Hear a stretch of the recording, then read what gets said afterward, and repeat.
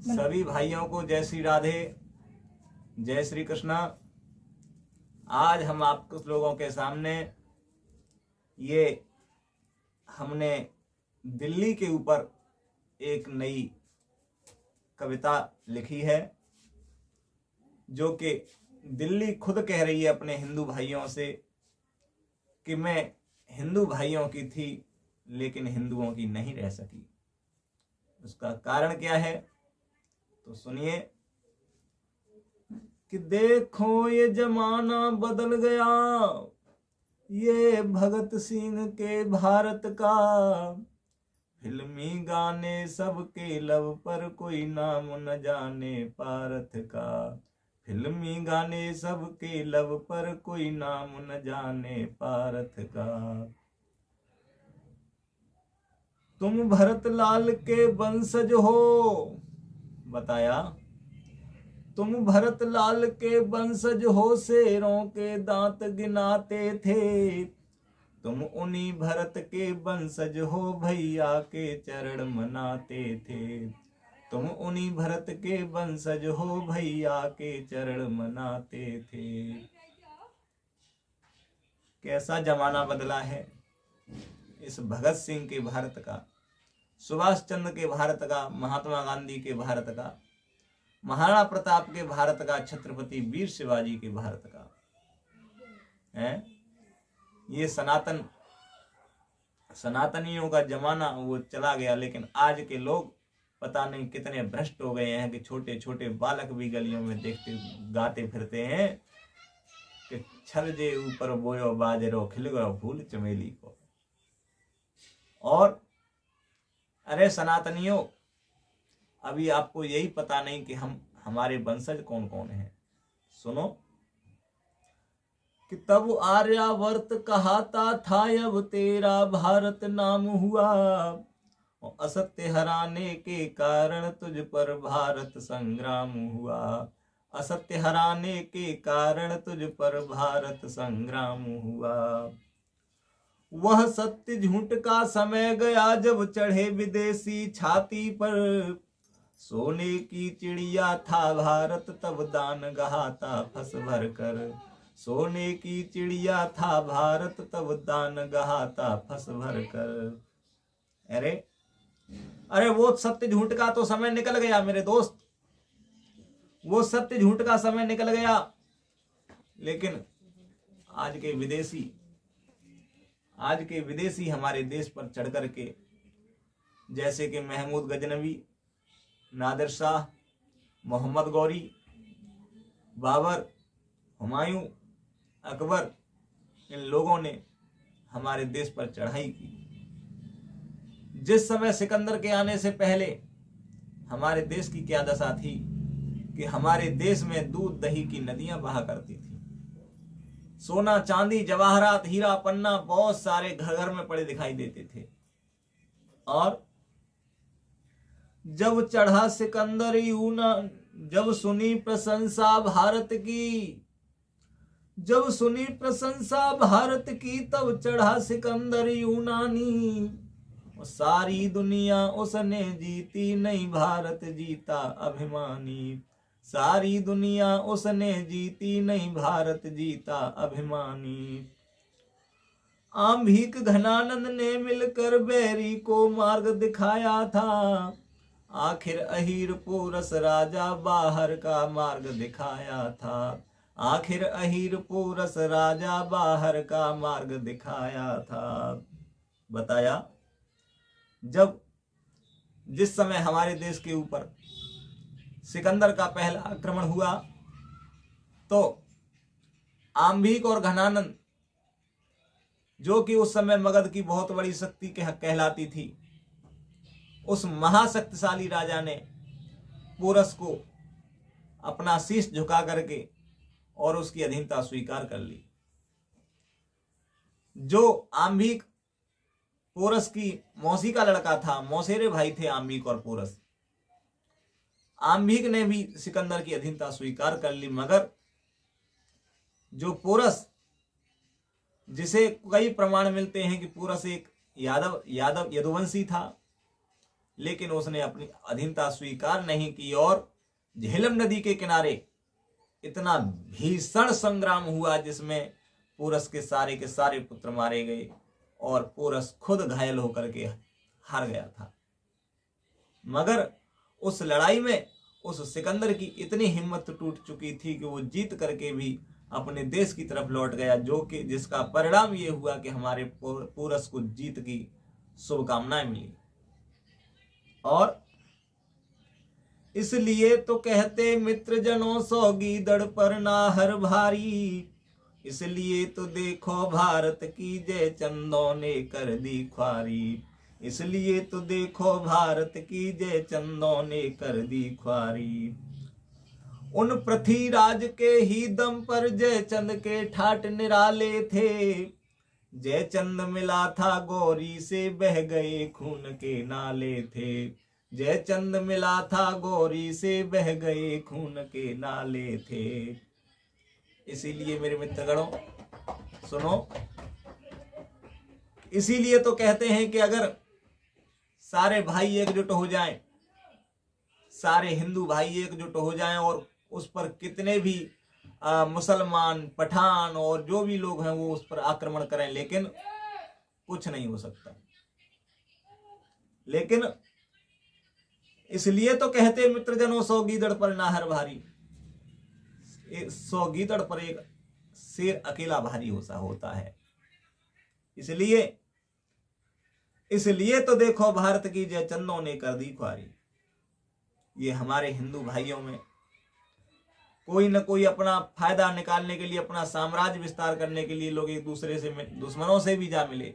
जैसे कि हमने बताया था आम्बिक सिकंदर, पोरस का मौसेरा भाई था, वो सिकंदर से मिल गया। और यही जयचंद उन पृथ्वीराज के ही दम पर जयचंद के ठाट निराले थे, जयचंद मिला था गौरी से बह गए खून के नाले थे। जैसे पृथ्वीराज चौहान ने कन्नौज में जाकर के कन्नौज नरेश जयचंद की लड़की संयोगिता का हरण किया और उसके साथ दिल्ली में जाकर के शादी की। यहां तक जयचंद बर्दाश्त कर गए, लेकिन जैतापुर की लड़ाई में रतिभान जो कन्नौज की लड़ाई में मारे गए कानदेव चौहान के द्वारा, लेकिन ये जैतापुर की लड़ाई में पृथ्वीराज ने लाखन को भी मार दिया। आखिर जयचंद का कुछ नहीं रहा, अकेले जयचंद रह गए। उसी अपमान का बदला लेने के लिए जयचंद गौरी से मिल गए। बताया मद में आकर दहली पत ने गौरी को जीवन दान दिया, कई हरण करी छत्री कन्या ईश्वर का खौफ नहीं किया, कई हरण करी छत्री कन्या ईश्वर का खौफ नहीं किया। मद में आकर पृथ्वीराज चौहान ने सोचा, एक बार नहीं, 2 बार नहीं, 3 बार नहीं, 4 बार नहीं, बल्कि पृथ्वीराज चौहान ने मोहम्मद गौरी को 18 बार पराजित करके छोड़ दिया। लेकिन उन्हें इस बात का अभिमान हो गया था कि मैं इस विदेशी को कई बार हरा चुका हूं, और वो हर बार छोड़ देते थे। लेकिन अगर वो ऐसा नहीं करते, उन्हें अगर इस बात का अभिमान न होता, तो आज हमारे देश का इतिहास ही कुछ और होता। और इसी मद में आकर के उन्होंने हमारे भारत देश की कई राजकन्याओं का, कई छत्राणी कन्याओं के हरण किए, जैसे कि शशिव्रता और संयोगिता और इंद्रावती, हंसावती, कई जैसी छत्राणी कन्याओं के हरण किए। और सामंत जूझ गए कनवज में जयचंद की सुता उठाने से, कै मास मार दिया दिल्ली में वो डरा न मित्र जमाने से, कै मास मार दिया दिल्ली में वो डरा न मित्र जमाने से। कन्नौज की लड़ाई में पृथ्वीराज चौहान के उस समय 100 सामंत थे। 16 सुबह थे और 8 धवल थे, लेकिन कम से कम 70-80 जवान जो है उनके सामंत जो है कन्नौज की लड़ाई में मारे गए। और जो उनका खास सामंत था कैमास, वो एक डाउट होने के कारण, एक जघन्य डाउट होने के कारण उन्होंने पृथ्वीराज चौहान ने शब्दवेदी बाण से कैमास को भी मार दिया। और जयचंद के कारण ही मित्रों भारत सा देश गुलाम हुआ, जब मची तबाही दिल्ली में तब भीषण कत्लेआम हुआ, जब मची तबाही दिल्ली में वो भीषण कत्लेआम हुआ। जयचंद के कारण ही दोस्तों ये भारत देश गुलाम हो गया। जिस समय पृथ्वीराज चौहान 19वीं लड़ाई मोहम्मद गौरी से लड़ रहे थे, आखिरकार मोहम्मद गौरी हारने वाला था। मोहम्मद गौरी ने कहा जयचंद से, कहिए राजन हमारी इससे कैसे पार पड़ेगी। तो जयचंद ने कहा राजन सुल्तान, आपकी पृथ्वीराज से ऐसे पार नहीं पड़ेगी।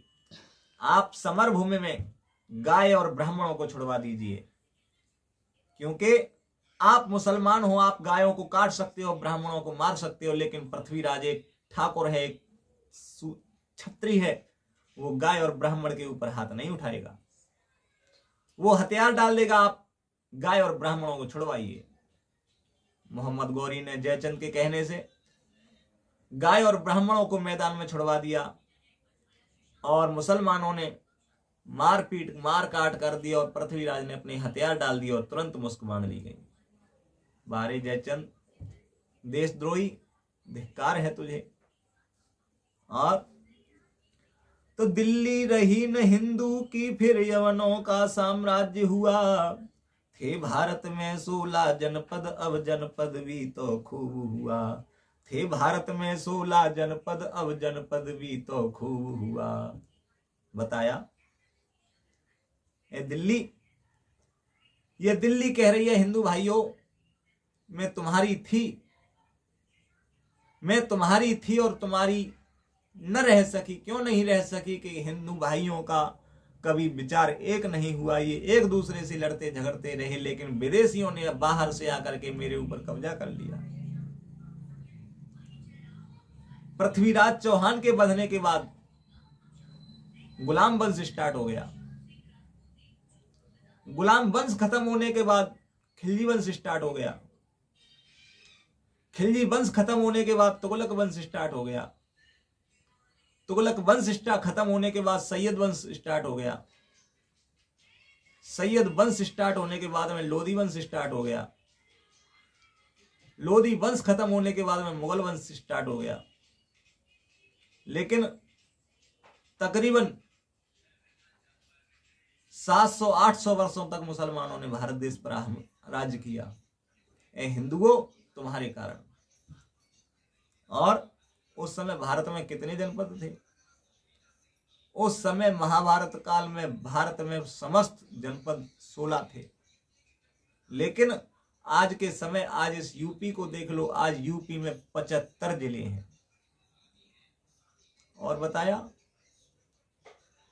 कि समरकंद से बाबर आया हिंदू देश तुम्हारे में, फूट के कारण दुख भी झेले फिर क्यों रहे किनारे में, फूट के कारण दुख भी झेले फिर क्यों रहे किनारे में।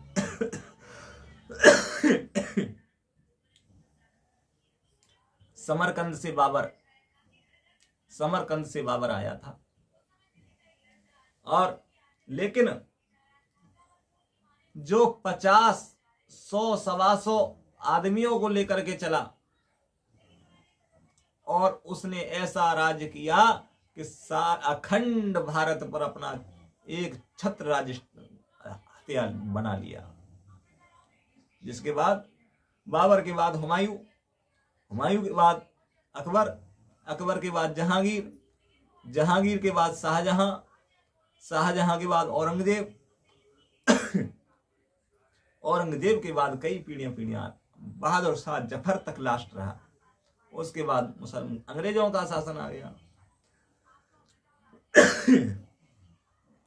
कि चार दिशा के चारों भाई आपस में कलह मचाया था।